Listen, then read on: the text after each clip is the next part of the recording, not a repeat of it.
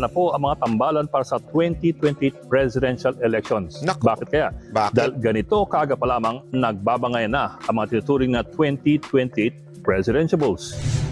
Ang masugid na Duterte supporter na si Harry Roque tinulak ang tambalang Sara Duterte for President at Amy Marcos for Vice sa 2028 elections. Sa lagay na yan, 5 taon pa bago ang national elections at mauna pa nga ang midterm elections sa 2025. Bakit biglang naungkat yan? Marahil dahil sa kumukumplikang mga relasyon sa loob ng pamilya Marcos. At sa ngayon, lalo pang komplikadong relasyon sa pagitan ng mga Marcos at ng mga Duterte. Mulat sa pool, mahalagang tandaan na si Bongbong Marcos ay hindi na maaaring tumakbo ng second term bilang Pangulo. Kaya't ang pwestong yan ay pag-aagawan ngayon ng mga miyembro ng angkan na maaaring gusto ng continuity o pagbabago. Opo, sa loob mismo ng angkan, merong hindi pagkakasundo sa polisiya. Sino ang alin? Ang panganay na kapatid na si Senadora Amy Marcos halimbawa, ilang beses nang pumalag sa mga polisiya ng kapatid. Pagupo pa lang ni BBM, binasura agad niya ang panukalang magtatayo ng Special Economic Zone sa Bulacan, bagay na tinawag ni Amy Marcos na deeply disappointing. Bilang chairperson din ng Senate Foreign Relations Committee, Puro kasi yan ang problema ko kay Madam Senator Amy. Yung kanyang puro salita. Matulad niyan, meron siyang disagreement sa kapatid niya. Hindi ko naman sinabi makialam siya sa kapatid niya, ha? Pero yung puro ganyan na very disappointing. Very ganito. Wala walang impact yun eh. Sa akin hindi ko sinasabing masama yun per se. Pero walang impact sa akin yun. Ibig sabihin, walang credit sa akin yun. That's not credit for me. Hindi po sa akin yun nakakapogi ika nga o nakakadagdag. Hindi ho kasi it's all talk. Kung talk lang pala ang gusto ninyo, di ako na lang. Mas madaldal ako. Joke lang po yun Kasi kung talk at talk lang, di vlogger na lang ang lagay natin dyan. Mga vlogger, mas madadaldal ang vlogger. Tama, mali. Di ba? So what do I mean? Wala ho yan. Sa akin, wala ho yung mga statement na yan. naging malubhang kritikal din si Amy Marcos sa mga foreign policy decisions ng kanyang kapatid. Mula yan sa pagdagdag ng mga EDCA sites na maaaring gamitin ng US sa Pilipinas hanggang sa pag-provoke daw natin sa China. Sa isang punto, pinagalitan pa ng senadora ang DFA dahil sa patuloy na pagsasampa ng mga diplomatic protests laban sa China dahil sa ginagawa nito sa West Philippine Sea. Pinalagan din ng senadora ang dalawang panukalan ng Malacanang, ang RCEP or Regional Comprehensive Economic Partnership Treaty at ang Maharlika Investment Fund. At sa Ayan, puro kontra lang siya. Di ba po? Kung gusto niyo pala yung ganyang klaseng puro kontra, doon na lang tayo sa mga makakaliwang grupo. Yun talaga. Talagang puro kontra. nagulan dahil sa So, ibig mo bang sabihin, Banat Bay, hindi dapat kumontra? Hindi yun ang punto ko. Ang punto ko dito, dapat may gawin siya. 'Di ba? Meron ho siyang hakbang para makamit yung mga kontra niya.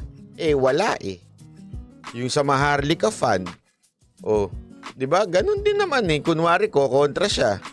Pero kasama siya doon na pumirma rin, 'di ba? Alam ko correct me if I'm wrong kung hindi siya pumirma. Pero ang alam ko kasama siya. O kung hindi man siya kasama o kung nag-abstain man siya. Okay? Sana man lang pumalag siya, hindi siya nag-abstain. Kung talagang against siya doon. Hindi 'di ba? Hindi naman po siya yung hindi pumirma. Sana ganun ang ginawa niya. pagtanggal ng Kongreso ng confidential Nag-absent siya. Oo nga. Yun na nga Kaya nga hindi ko nga gusto Tama. Nag-absent daw siya. Yun ang hindi ko gusto.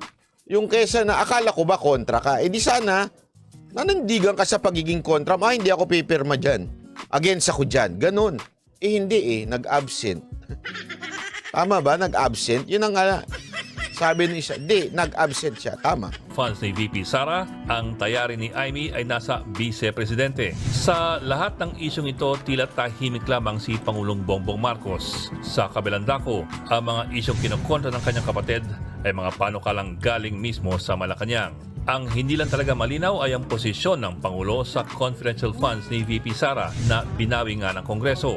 Ang Speaker ng House of Representatives at ngayon pinakamatinding katunggali ng Vice Presidente ay si Martin Romualdez, pinsang buo ng Pangulong Marcos at ni Senadora Amy Marcos. Bagamat walang imik ang Malacanang, tanggap rin ng lahat na ang Kongreso ay bihirang kumikilos ng walang sang-ayon ng Malacanang.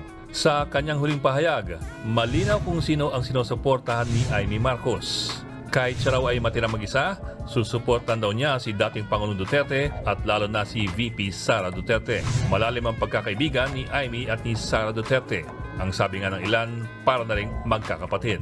Kaya't hindi kagulat-gulat na pinalulutang ng mga Duterte supporters ang tambalang Hindi ho totoo yun. Sorry Sara at Amy sa 2028. Pero kung sakali, ang kanilang makakabangga ay ang pinsang buo ni Amy na si Speaker Martin Romualdez. Saan si BBM? Sabi daw nila si Romualdez at saka si Franz Castro. Bagay kayo. Sa lahat ng ito, bilang Speaker, si Romualdez ang nagsusulong ng legislative agenda ng Pangulong Marcos sa Kongreso. Katunayan, mas madalas makitang magkasama si BBM at si Romualdez kesa ang dalawang magkapatid. Totoong sobrang aga pa para pag-usapan ang 2028. Pero kahit isa't kalahating taon pa lamang ang bagong administrasyon, malinaw na bakbakan na ang nangyayari. Sa mga sinasabing ngayon pa lamang ay umaasinda na sa Malacanang. Ako ito lang Unang punto natin. Eto, 'di ba? Sinabi ko sa inyo, first point, mas kailangan ni Senator Amy si VP Sara. It's not the other way around. Ibig sabihin, kung meron mang makikinabang sa Sara and Amy, si Madam Amy yun. Okay? Kung meron mang mas magagamit, walang iba kung hindi si VP Sara yun. Sa madaling salita, the Sara and Amy tandem, magbe-benefit si Amy. Pangalawa, aside from magbe-benefit si Amy, I think the Sara-Amy tandem makakasira kay VP Sara Duterte. Alam niyo kung bakit? Kasi we all know na and what possible things na mangyayari sa mga susunod na taon, which is based on historical facts na talagang ang presidente bumabagsak. Diba? Bumabagsak ho yan. Normal ho yan na bumabagsak. Kaya nga laging sa kasaysayan, laging yung oposisyon ang sumusunod. Bakit? Kasi bumabagsak yung presidente. First, ang nangyari lang na hindi oposisyon ang sumunod yung kay Cory at saka kay Ramos. Because si Ramos, tandaan ninyo, maraming connection sa military. Si Ramos, iba ang ano niya, tandaan ninyo, di ba, yun na naging problem ni Cory noon sa military. Kasi nga, kaya nga ang dami niyang kudita dahil hinayaan niya yung mga kalaban ng military na pumasok sa kanyang gobyerno. Pero nabalanse lahat yan ni Ramos. And sa tingin ko noong time na yun, walang ganong katinding kalaban. Di Venecia, wala. Medyo hilaw sa tingin ko that time. Mas pagkakatiwalaan ng taong bayan noon si Ramos. Ngayon, etong nangyayari na ito, alam natin na medyo paganon. Di ba ho? So alam natin si Senator Amy ang makikinabang. Pangalawa, mas makakasira ang Sara and Amy tandem because mahahati na naman ang boto. Hindi ko nga alam kung ang nagpupukpok nito sa media ay ang kampo ni Romualdez. Bakit kanyo? Oo, it came from Roque. It doesn't mean si Roque ay kaalyado ni Romualdez. Hindi. Maaring nakita si Amy at saka si Sara Duterte, nakita yan ni Roque. Pero maaring nakita ng political strategist ng mga Romualdez na magandang kombinasyon yun. Alam mo kung bakit? Maaring mahati. Kasi tandaan ninyo, yung mga Duterte supporter, ayaw na Alam na, nagising na. Yung mga Duterte supporter, Duterte influencer na nag-unity team nun, nagising na. Hopefully. 'Di ba? Nagising na at marami ng ay ganyan pala ang mga Marcos. So pag pinagsama mo pa ang Sara Amy, baka lalong wala nang sumama doon. Tandaan ninyo, mahaba pa ang panahon ha. Kung bukas ang eleksyon, hindi masyado makakaapekto. Pero dahil sa mahaba pa ang eleksyon, marami pang mangyayari na baka ma-disappoint lang ng ma-disappoint ang mga Duterte supporter. Na iisipin nila bakit pa rin si Marcos pa rin ang kasama, nasisira na nga tayo, nabudol ka na nga, uulitin mo pa, baka tulad ko. Diba? Pag nag-Sara and Amy, mapapaisip talaga ako. Kasi, wala namang pinagbago, nagpalit lang ng posisyon. So, maaaring, baka hindi ganun kaganda ang mangyayari. Di ba ho? So, maaaring sinasakyan ito ng Romualdez camp para ma-divide. Kasi, definitely, if ito mangyayari just in case ito nangyari. Siyempre, with what I'm seeing right now, mas maglilin ang ating presidenteng si Marcos kay Romualdez.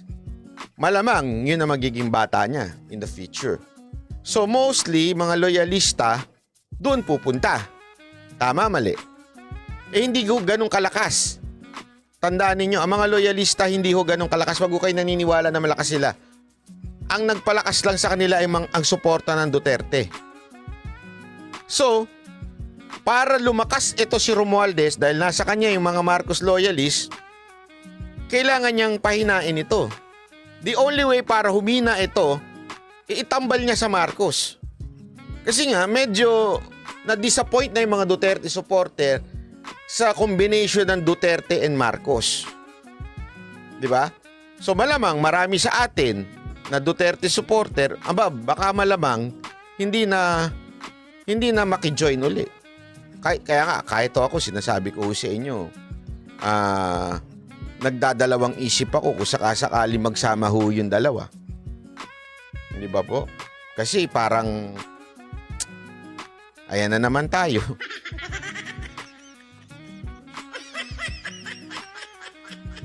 Di ba? Ayan na naman tayo. Baka magkaroon ng, tandaan ninyo, baka mas may magkaroon pa ng third force. Di ba? Hindi natin alam.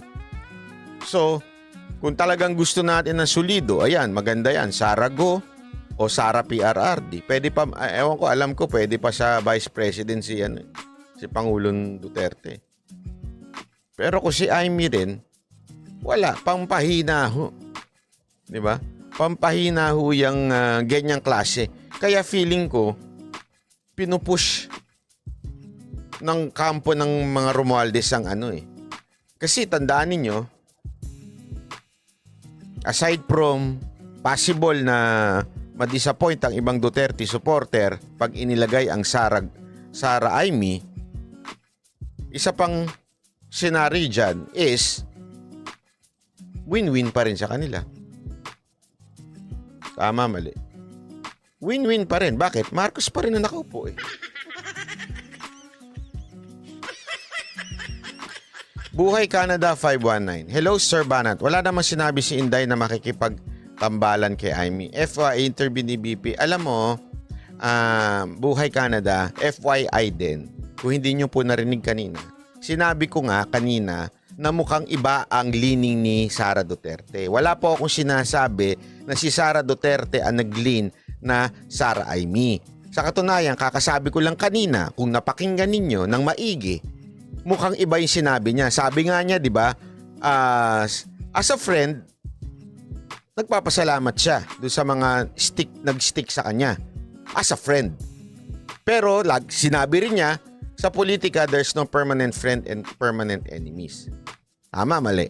So, iba yung pahiwatig niya. Yun po yung sinabi ko kanina. FYI po.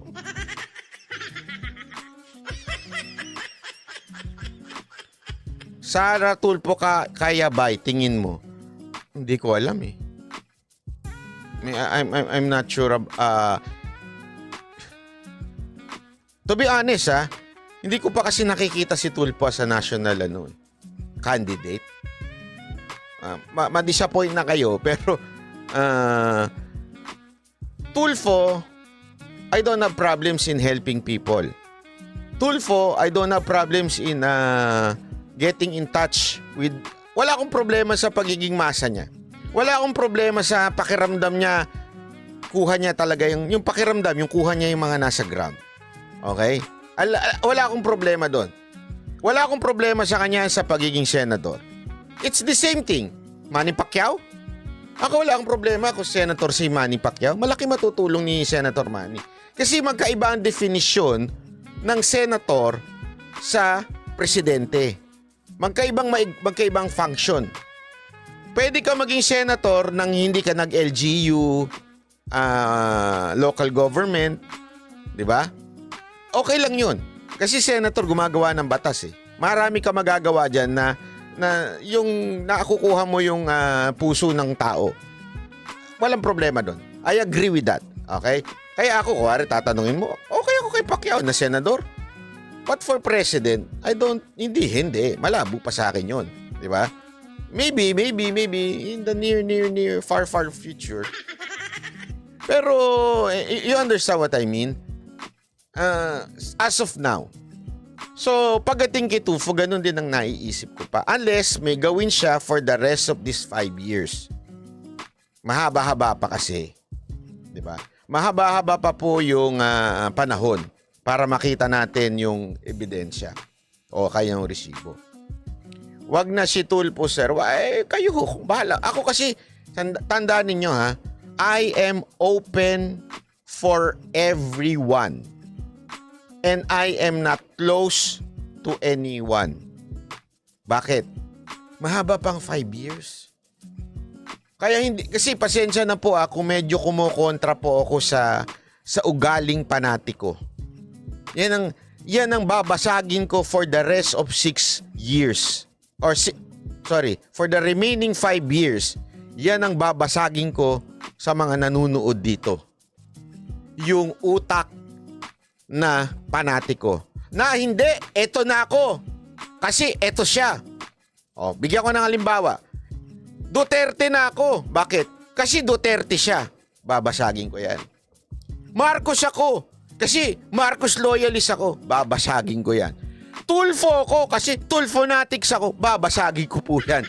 Maniwala kay sa akin. Bakit?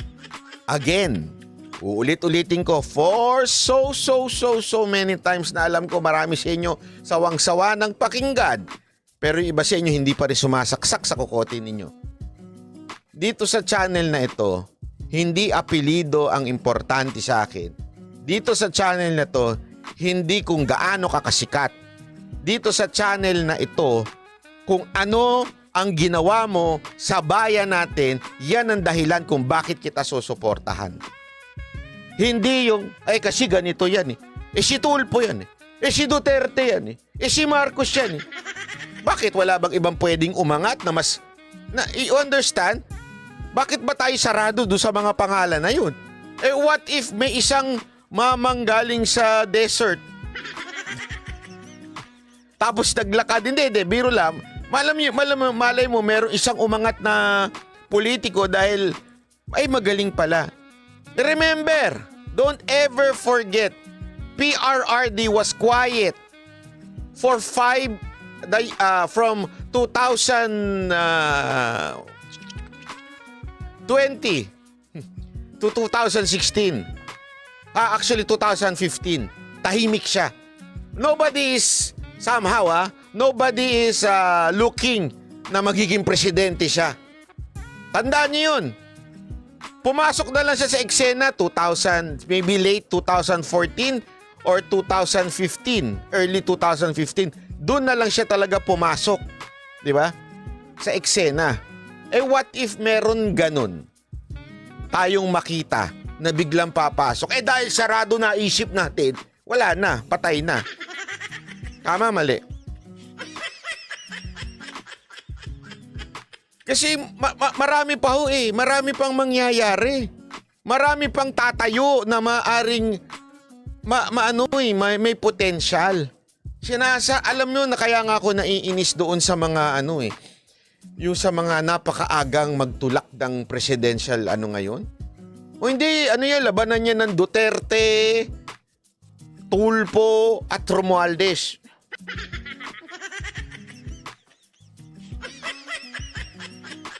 Di ba? Wala bang, pwede bang may ibang pumasok? Baka naman may ibang pwedeng pumasok na tingnan natin kung meron ba siyang kargang resibo para sa ating lahat. Di ba? Pero kasi, wag naman yung resibong, yung pagmumukha nasa bigas. Pambihira naman. Hindi, di ba? Baka naman na gano'n na mangyari, ha? Hindi, ako, gibain mo BP Sara Duterte ako hanggang 20, ewan ko sa'yo.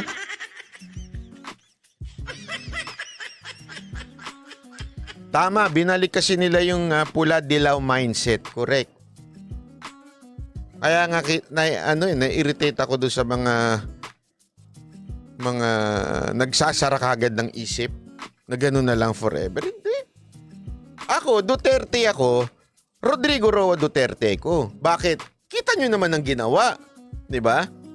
Wag tayo bulag-bulagang walang nagawa. 6 na taon. Saan ka nakakita ng 6 na taon na linis ang airport? Saan ka nakakita na nabawasan talaga ang korupsyon? Hindi ko sinasabing nawala totally. Merong mga nakalusot. Pero nabawasan. At I know it personally. Bakit? Meron ako mga kilalang kontraktor na nung panahon ni Pangulong Duterte naubusan ng negosyo. Pagdating naman sa crime, talagang bumagsak ang crime. Di ba? Nagtumbahan sila lahat. Hindi, may mga kilala akong mga addictus eh.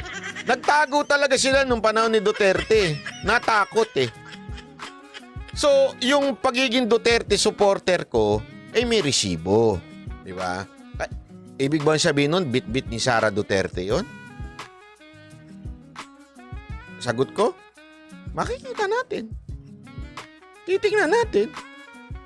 Tandaan nyo, paulit-ulit ko to sinabi nung 2022 election. The sin of the father is not the sin of the son.